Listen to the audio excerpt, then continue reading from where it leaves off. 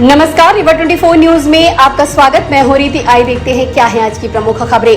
रीवा जिले में कचरे से बनेगी 6 मेगावाट बिजली। निर्माणाधीन भवन में मिक्सर मशीन में फंसने से महिला श्रमिक की मौत। भीम आर्मी के राष्ट्रीय अध्यक्ष चंद्रशेखर के ऊपर यूपी में हमले को लेकर कार्यकर्ताओं ने राष्ट्रपति के नाम सौंपा ज्ञापन। और आज से चतुर्मास प्रारंभ नहीं होंगे किसी तरह के शुभ कार्य। देखिए रीवा 24 सिटी केबल नेटवर्क की खास रिपोर्ट। इन खबरों को आगे हम विस्तार से देखेंगे। रीवा जिले में कचरे से बनेगी 6 मेगावाट बिजली। आज कलेक्टर श्रीमती प्रतिभा पॉल ने पहाड़िया में वेस्ट टू एनर्जी प्लांट का निरीक्षण किया। कलेक्टर प्रतिभा पॉल ने बताया कि 15 अगस्त तक सभी निर्माण कार्य पूरे करके बिजली उत्पादन शुरू करने के दिए जाएंगे निर्देश, जिसके लिए निरीक्षण के दौरान नगर निगम कमिश्नर श्रीमती संस्कृति जैन तथा पहाड़िया प्लांट के अधिकारीगण उपस्थित रहे। आइए सुनते हैं कलेक्टर प्रतिभा पॉल ने क्या जानकारी दी। अपना जो रीवा क्लस्टर का वेस्ट टू एनर्जी प्लांट है, इसका विजिट आज सभी लोगों ने किया है और उसमें ये देखा गया है कि इसकी जो कमेंसिंग की डेट है वो बहुत पास आ गई है और काम लगभग अंतिम चरण की ओर है। सभी काम फिनिशिंग की ओर चल रहे हैं। हम लोग ये अपेक्षा कर रहे हैं कि अगस्त महीने में पहली फीड ये प्लांट ले लेगा कचरे की, और इससे न सिर्फ रीवा नगर निगम को बल्कि आसपास की रीवा और सतना की भी बाकी यूएलबीज को भी इससे फ़ायदा मिलेगा। वहाँ का जो वेस्ट आता है वो प्रॉपर तरीके से प्रोसेस हो पाएगा। और जो म्यूनिसिपल सॉलिड वेस्ट के रूल्स हैं या मैंडेट है जो म्यूनिसिपल कॉर्पोरेशन का, म्यूनिसिपल बॉडीज़ का, वो भी पूरा होगा कि वेस्ट जो डेली कलेक्ट होता है वो सूखा और गीला अलग तरीके से आएगा और इन प्लांट से वो डेली का डेली प्रोसेस होता है।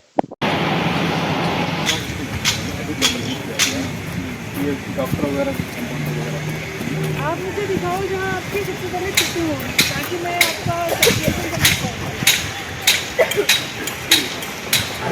शूटिंग मॉल तो इधर से जा सकते हैं। वो थोड़ी होगा नीचे। एक विकेट पॉइंट तो टैंक टाइप का होगा। यहाँ बना है, उसको लाके यहाँ पे डालते हैं। हल्की बारिश के बीच अदा की गई बकरीद की नमाज। कुर्बानी का पर्व ईद उल अजहा का त्योहार गुरुवार को जिले भर में अकीदत के साथ मनाया गया। शाही ईदगाह घोघर सहित इबादत गाहों में हल्की बारिश के बीच नमाज अदा की गई। पेश इमाम ने अपनी तकरीर में लोगों से दीन की राह पर चलने की अपील की। मस्जिदों में अलग अलग समय पर नमाज का सिलसिला जारी रहा, जिसमें हजारों की संख्या में अकीकतमंद शामिल हुए। घरों में परंपरा के अनुसार कुर्बानियां और आने वाले मेहमानों को सेवैयां खिलाकर मुंह मीठा कराया गया। शहर के ईदगाह घोघर में ईद की नमाज 8:15 बजे हुई, जहां मौलाना हाफिज सलीम अख्तर ने नमाज पढ़ाई। सुबह से हो रही बारिश के कारण शाही ईदगाह में पहले के मुकाबले भीड़ कम रही, वहीं मस्जिदों में भी भीड़ कम दिखी। छोटी दरगाह, बड़ी दरगाह, बिछिया मस्जिद सहित अन्य इबादत गाहों में भी वर्षा के कारण मस्जिद के अंदर ही नमाज पढ़ी गई।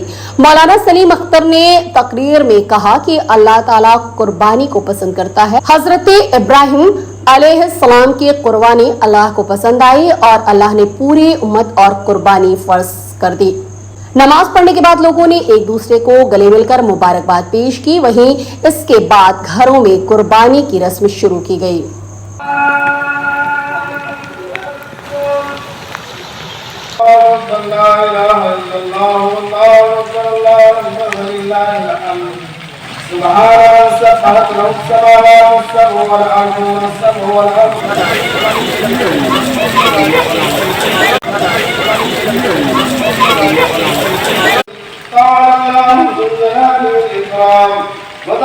उत्साह के साथ ही बकरा ईद का त्यौहार मनाया गया और ईदगाह में पानी बरसते हुए लोग पानी का ख्याल न करते हुए बल्कि ईदगाह में आए और बड़ी मोहब्बत के साथ नमाज अदा की। अब नमाज अदा करके गए हैं तो जो साहब निसाब हैं, अल्लाह ने जिन्हें इस्तिताअत दी, जूता बाहर भैया, कुर्बानी करेंगे। अल्लाह पाक कुर्बानी को कबूल फरमाए।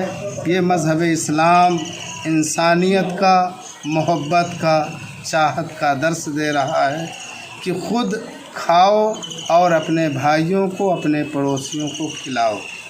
ये है आज का बड़ा मुबारक त्यौहार और इसी त्यौहार में हज होता है। इसीलिए हमारे शहर काजी साहब क़िबला हज के लिए गए हुए हैं दुआ है अल्लाह पाक उनके हज को कबूल फरमाए और उनकी दुआ से हमें भी हज बैतुल्लाह नसीब फरमाए। आज बारिश भी होती रही है, फिर भी लोग भी आए हैं और बारिश काफ़ी भी तादाद होती रही, काफ़ी तादाद में लोग आए और बारिश इसलिए कि अल्लाह की रहमत है। लोग आए ईदगाह में, मस्जिदों में जा रहे हैं कि अल्लाह की रज़ा हासिल हो, अल्लाह की खुशनुदी हासिल हो और नबी पाक सल्लल्लाहु अलैहि वसल्लम की निगाह रहमत पड़े ताकि दुनिया और आखरत संवर जाए। अल्लाह पाक हम सबको एक और नेक रखे, दुनिया और आखरत की भलाइयाँ अता फरमाए। बुधवार को रीवा जिले के गढ़ थाना क्षेत्र अंतर्गत लालगांव चौकी के क्यूटी जलप्रपात के पास दर्दनाक हादसा हो गया। बुधवार को हुई बारिश के दौरान ये दर्दनाक हादसा हुआ है। घटना के बारे में बताया जा रहा है कि प्रयागराज से 2 वाहनों में सवार होकर 11 लोग पिकनिक मनाने के लिए निकले थे, जिसमें क्रेटा वाहन में 6 लोग सवार थे। क्यूटी प्रपात के समीप अचानक वाहन अनियंत्रित होकर पलट गया, जिसमें से एक की मौके पर ही मौत हो गई, जबकि 3 लोगों ने अस्पताल में दम तोड़ दिया। घटना के बाद मौके पर हड़कंप मच गया। घटना की जानकारी मिलने के बाद स्थानीय प्रशासन सहित पुलिस के आला अधिकारी मौके पर पहुंचे, जहां घायलों को उपचार के लिए रीवा के संजय गांधी अस्पताल लाया गया। इस घटना में क्रेटा वाहन में सवार शिवम केसरवानी की घटनास्थल पर ही मौत हो गई थी, जबकि सत्यजीत चटर्जी, मनीष जायसवाल और शिवम केसरवानी ने उपचार के दौरान दम तोड़ दिया। वहीं 2 लोगों की हालत अभी भी गंभीर बनी हुई है। अस्पताल में प्रशासनिक अधिकारियों सहित पुलिस के आला अधिकारी अभी भी मौजूद हैं और घायलों को हर संभव उपचार देने का प्रयास कर रहे हैं। ये आज प्रयागराज से 11 लोग यहाँ पर केवटी फाल घूमने के लिए संभवतः आए थे, जैसा कि उनके द्वारा बताया गया है। उनमें से केवटी फाल के पहुँचने के पहले, उनके 4-5 किलोमीटर पहले एक्सीडेंट हो गया। गाड़ी क्रेटा थी, जैसे उनके द्वारा बताया जा रहा है। क्रेटा गाड़ी ही अचानक पहाड़ी से पलट गई और उनमें से जो गाड़ी में कुल 6 लोग सवार थे, 6 में से 4 लोगों की मृत्यु हो गई है। 2 लोगों का इलाज जारी है। उसको 4 लोग कौन कौन है? ये जो 4 लोग आए हैं उसमें से ऑन द स्पॉट बताया जा रहा है पंकज जायसवाल जी जो थे उनकी डेथ हो गई है। उसके अलावा और जो हैं उसमें सत्यजीत चटर्जी हैं और आपके मनीष जायसवाल हैं और शिवम केसरवानी हैं। कहाँ है घटना है सर, किस थाने के अंतर्गत? अब ये है कि बता रहे हैं, जैसा कि जो परिजन हैं जो उनके साथ थे और वो लोग बता रहे हैं क्योंकि फाल से 4-5 किलोमीटर पहले हुई है। कितने बजे घटना है? ये तो शाम की घटना है, अभी 5-6 बजे के आसपास। स्पॉट पे कितने लोग खत्म हुए सर? स्पॉट में एक ही व्यक्ति खत्म हुए हैं, शिवम केसरवानी। अभी सर घायल की मौत हुई है सर? अभी कुल 4 लोग की हो गई। शिवम केसरवानी के अतिरिक्त 3 अन्य लोग। कौन सी कार थी सर? ये क्रेटा बता रहे हैं, क्रेटा गाड़ी से कहाँ से कहाँ जा रहे ये थे? प्रयागराज से क्योटी फाल जा रहे हैं घूमने के लिए। ऐसा ही बताया जा रहा गाड़ी पलट गई है कि ये लड़ी किसी से? है। नहीं, वो तो बता रहे हैं जो साथ में थे उनके जो दूसरी गाड़ी में थे उनको बताना है कि हम लोग 1-1.5 किलोमीटर पीछे थे और हमने गाड़ी पलटी हुई अवस्था। उत्तर प्रदेश के देवमन में भीम आर्मी के राष्ट्रीय अध्यक्ष चंद्रशेखर के ऊपर जानलेवा हमले के बाद पूरे देश भर में विशाल जुलूस निकालकर राष्ट्रपति के नाम ज्ञापन पत्र सौंपा गया। इस दौरान रीवा शहर में विवेकानंद पार्क में एक विशाल रैली कलेक्ट्रेट कार्यालय पहुंची, जहां पर राष्ट्रपति के नाम कलेक्टर महोदय को ज्ञापन पत्र सौंपने की मांग को लेकर कलेक्ट्रेट कार्यालय के सामने धरना दिया गया। मौके पर पहुंचे तहसीलदार के द्वारा समझाइश का प्रयास किया गया।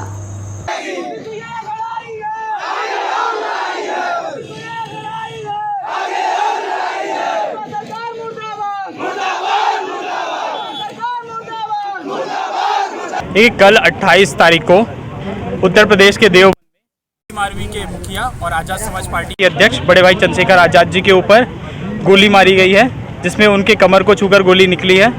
और इस घटना को जो करने वाले हैं, अंजाम देने वाले लोग हैं, वो मनुवादी विचारधारा के लोग हैं और हरियाणा की गाड़ी भी थी, उसका नंबर भी निकल गया है। अब हम लोग ये मांग करते हैं यहाँ पे कि उन लोगों को तत्काल गिरफ्तार किया जाए और उनके ऊपर रासुका की कार्रवाई की जाए। साथ ही बड़े भाई चंद्रशेखर आज़ाद जी को Z+ सिक्योरिटी प्रदान की जाए, क्योंकि इस देश में कलाकारों को, कथावाचकों को Y+ की सिक्योरिटी प्रदान की जा रही है। लेकिन जो व्यक्ति बहुजन समाज के, दलितों के, किसानों के, बहन बेटियों के हक अधिकार की लड़ाई लड़ रहा है, उसे Z+ की सिक्योरिटी नहीं मिली और जबकि लगातार उनके ऊपर जानलेवा हमले हो रहे हैं। अगर उनको Z+ सिक्योरिटी नहीं मिलेगी तो इसके बाद अगर उनके ऊपर कोई भी किसी भी प्रकार का हमला होता है तो उसके जिम्मेदार भारतीय जनता पार्टी की सरकार होगी, योगी सरकार होगी और उसका तख्ता पलट करने की जिम्मेदारी भीम आर्मी लेगी।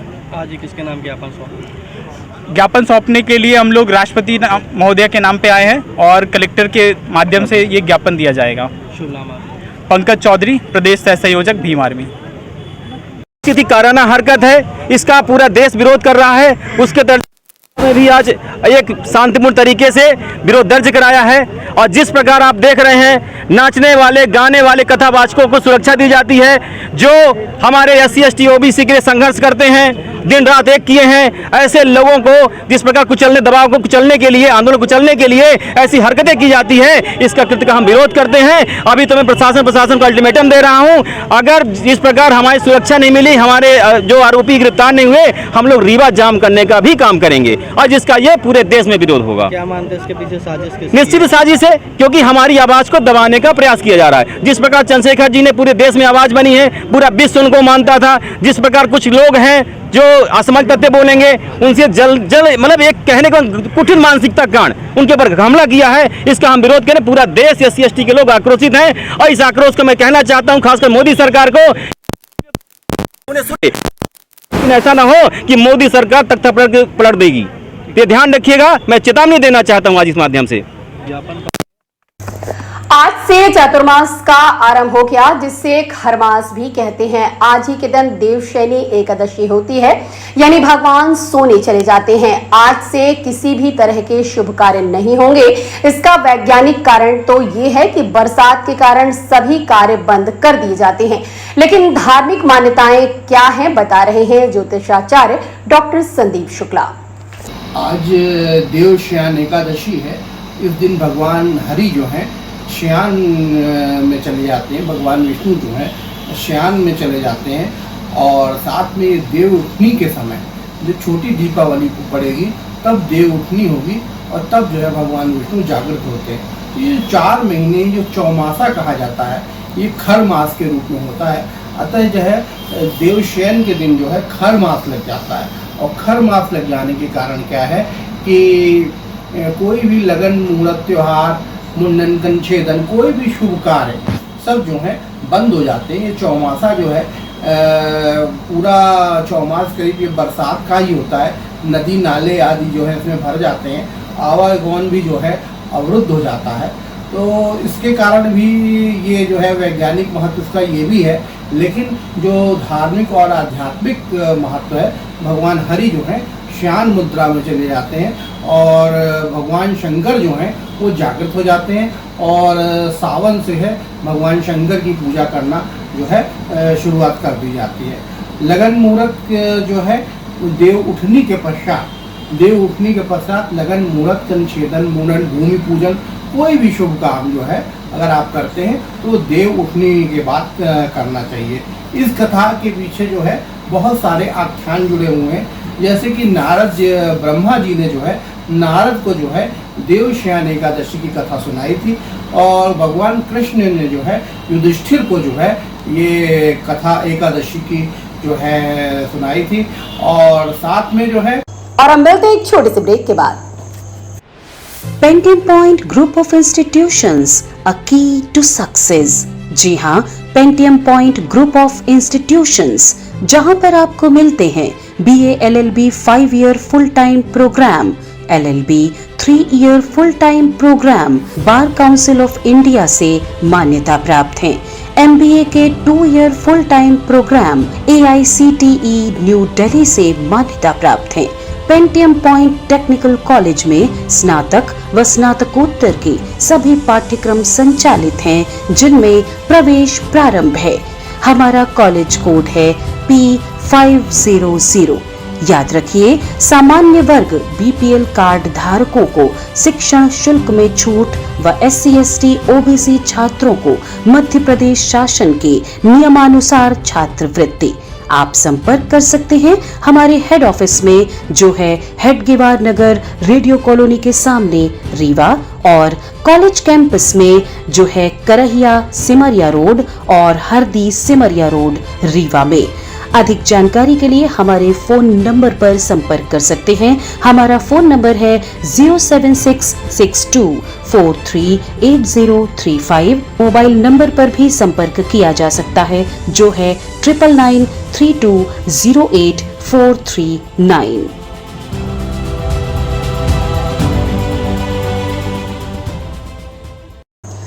सिरमौर चौराहा स्थित निर्माणाधीन भवन में मिक्सर मशीन के नीचे दबने से महिला श्रमिक की हुई मौत।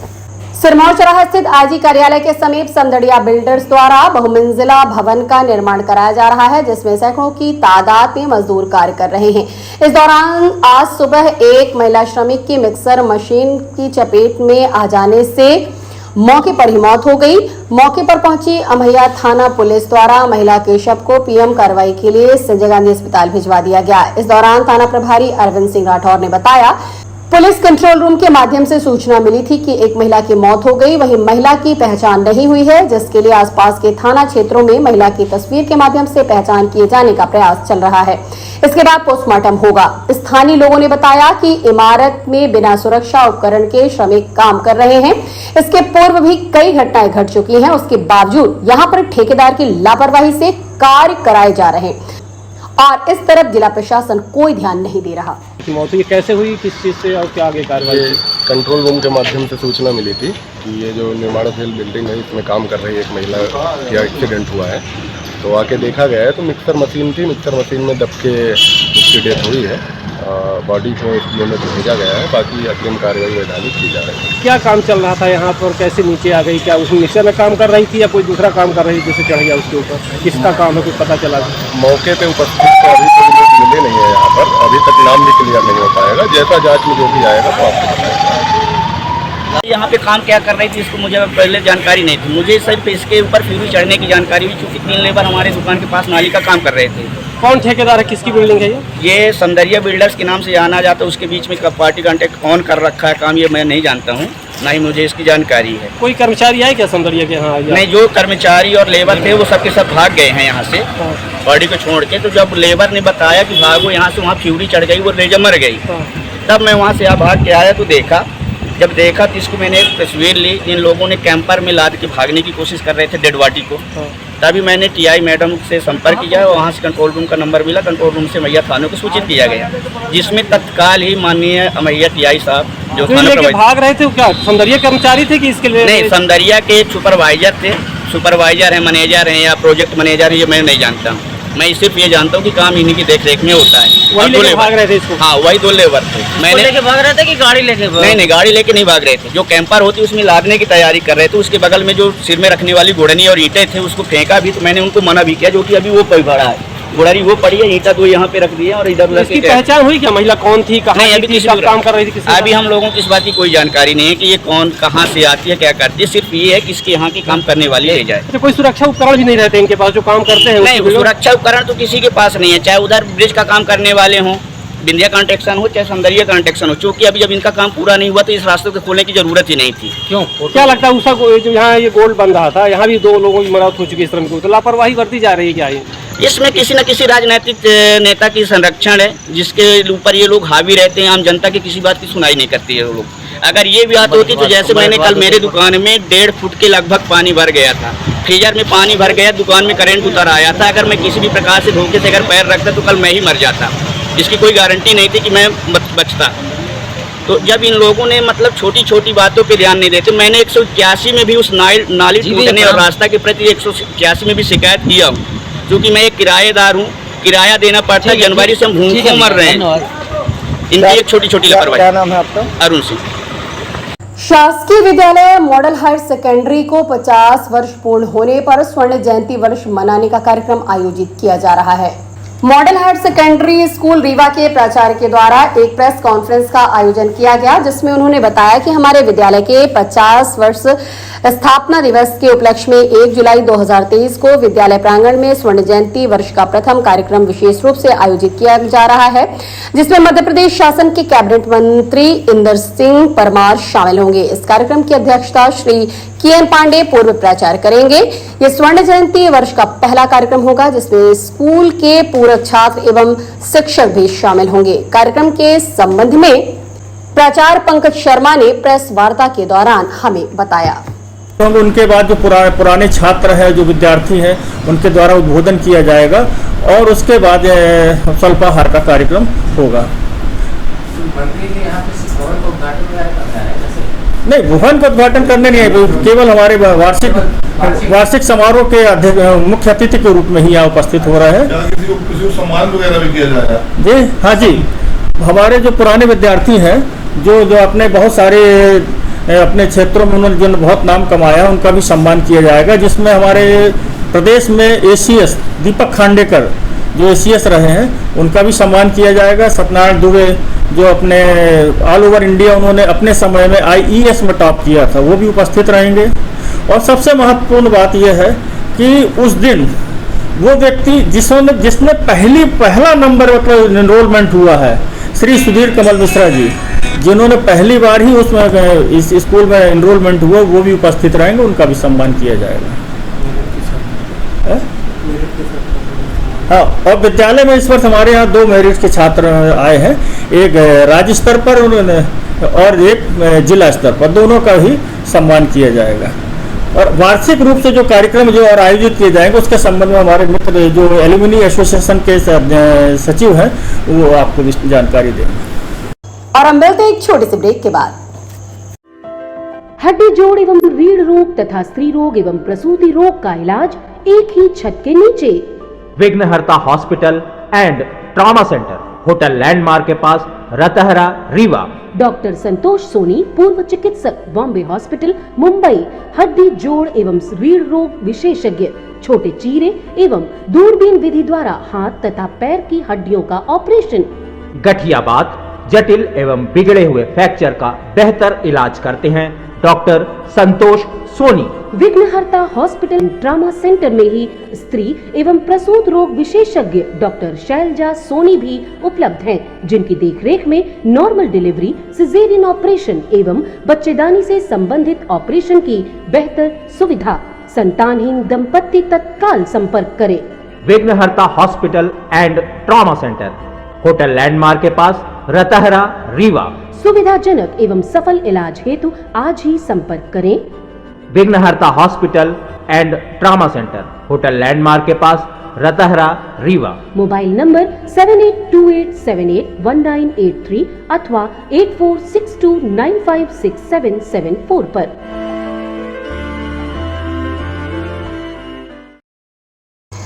ग्यारह साल पहले हुए मारपीट के आरोपी देवरा निवासी सुरेश तिवारी को 5 साल के सश्रम कारावास और 7,000 के अर्थदंड से दंडित किया गया है।